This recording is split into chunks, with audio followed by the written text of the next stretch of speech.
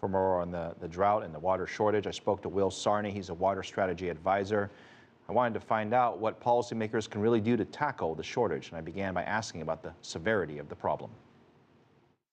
Well, I think there was a broad set of issues in play right here. So it's certainly about the state economy. It's how that state economy fits into the U.S. economy and the global economy. It's businesses. It's about private citizens, the domestic use of water, coupled with water requirements for ecosystems. So, water cuts across all issues. It's an economic issue, it's an environmental issue, it's a social issue. So, you're seeing various sectors really come to grips with the fact that, again, supply is out of balance with demand requirements. The businesses there, I mean, I'm thinking, let's start with the farmers, for example. They obviously use a significant amount of water because they need it to grow their plants. The plants then get exported outside of California and in many cases even overseas to international markets as well. They are obviously impacted. What are they telling you? Well, I think, the agricultural sector is adjusting to this new normal, essentially, just like every other industry sector is, and the public sector in the state of California. So, what you're seeing is that there's innovation around partnerships. So the agricultural sector working with other sectors to decrease water use. You're seeing technology being deployed for more efficient use of water. So resource scarcity drives innovation, and that's exactly what you're seeing in the state of California right now. It's, again, trying to line up that supply-demand balance, and it'll happen. Somebody asked me the other day, when you have a scarcity of resources or you have a shortage of water supply, you simply raise the prices, then people would naturally conserve, similar to gasoline or electricity for that matter.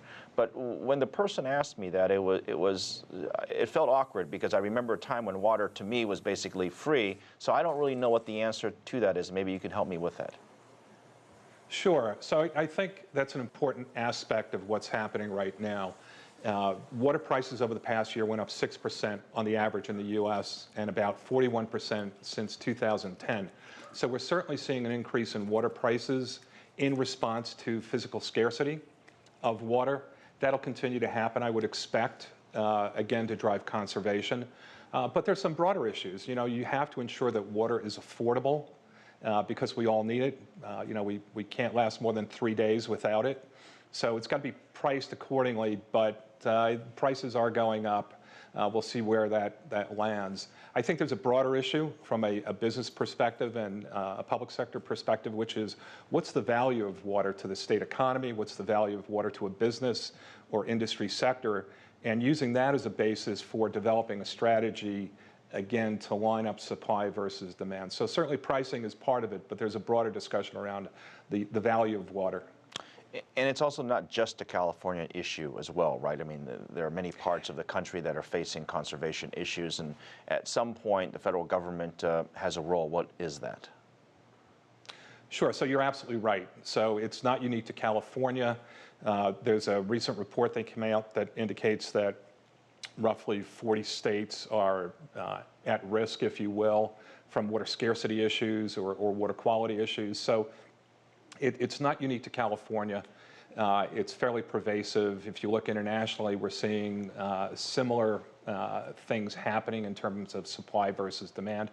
With regards to what the federal government can do, I think there are a number of initiatives, recently published reports on how we use water on a national basis, understanding the economic value of water to the national economy, driving technology innovation. There are a number of countries globally that really invest very heavily in water tech innovation and push that into the private sector, again, to drive conservation and water reuse. So there are a number of initiatives that dovetail very nicely into some of the local initiatives we're seeing at the state and regional level.